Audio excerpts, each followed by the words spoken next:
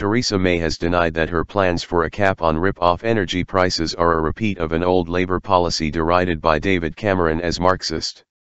The Prime Minister said 17M households would benefit by up to £100 from the cap on poor value standard variable tariffs. Industry figures have criticised the plan, first announced last month, saying it could lead to higher prices. Labour said there was no guarantee the cap would stop energy prices going up. And the SNP described the proposal as an election bribe, while former Lib Dem Energy Secretary Sir Ed Davey said voters would be astonished the Conservatives were copying a policy proposed by former Labour leader Ed Miliband at the 2015 election.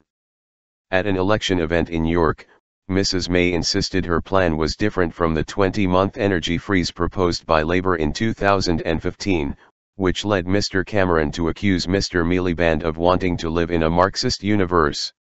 Asked if she was herself now living in a Marxist universe, she replied, "No. First of all, we are conservatives. We believe in free markets and competition, but we want to see competition working. Under our cap prices will be able to come down." Speaking later to factory workers in Leeds, she said the potential saving would make a real difference to people. "Sometimes people say to me that doing something like that doesn't sound very conservative. But actually my response to that is when it comes to looking at supporting working people, what matters is not an ideology, what matters is doing what you believe to be right." Under the Conservative proposal, industry watchdog Ofgem would set a ceiling on default standard variable tariffs. These rates are used by 7 out of 10 households and are often criticized as bad deals by industry watchdogs. "Like millions of working families, I am fed up with rip-off energy prices," she wrote in The Sun. "Gas and electricity bills only ever seem to go in one direction, eating up more and more of your monthly pay packet." The Prime Minister said 5 of the big 6 energy companies had recently raised prices while their profit margins hit record levels. Business Secretary Greg Clark, who admitted he had never himself switched suppliers because it was a hassle, said that the policy was entirely in keeping with the Conservative tradition, while Labour's crude version would have involved politicians intervening directly to set tariffs. Martin Lewis, from moneyzobbingexpert.com, described Mr. Clark as an absolute disgrace for saying he'd never switched because it was too much of a hassle. He should have the energy portfolio taken off him. "He's not responsible," he told BBC Radio 4's World at 1. Following a 2-year investigation, the Competition and Markets Authority said last year that excess profits were largely being caused by inefficiency in the market and recommended a cap on prepaid energy bills, a measure that was introduced last month. It decided against extending this to all standard variable customers, saying this would run excessive risks of undermining the competitive process. Conservative sources have told the BBC there was opposition to the cap when it was discussed at Cabinet, with Mr. Clark among those expressing doubts. It is understood he favoured a relative cap that would allow energy companies more flexibility, but the Prime Minister was determined to press ahead with her plan for a fixed price cap.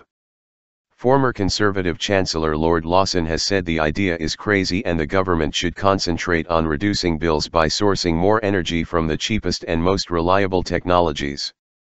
There is evidence that some suppliers have started raising the price of their cheapest offers in the past 6 months, but some in the industry put that down to rising wholesale costs rather than the threat of the cap.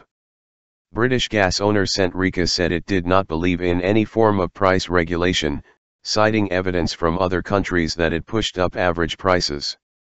Energy UK, which represents the big 6 energy firms as well as smaller players, said 5 million people switched suppliers last year and people could save much more than £100 by visiting a price comparison website. "I worry that all this competition that we are starting to see could go away. We have seen that in other markets," Energy UK Chief Executive Lawrence Slade told Radio 4's Today. "It risks investment and it does ultimately risk profit levels." And the CBI urged the government to let existing changes in the market bed in before intervening further. According to Citizens Advice, about 800,000 of the poorest pensioners and 1.5 million low-income families with children are on standard variable tariffs. These households are paying an average of £141 more a year for a dual-fuel gas and electricity bill than if they were on the cheapest deal, it said. Ed Miliband said Mrs. May was unable to answer the questions that had been put to him back in 2015. As far as I can tell, no guarantee that energy prices won't rise next year under Tory policy. Is that right? He tweeted.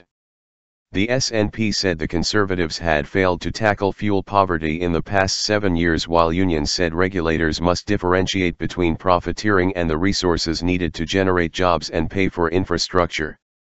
The main parties have yet to publish their full manifestos ahead of the June 8 general election.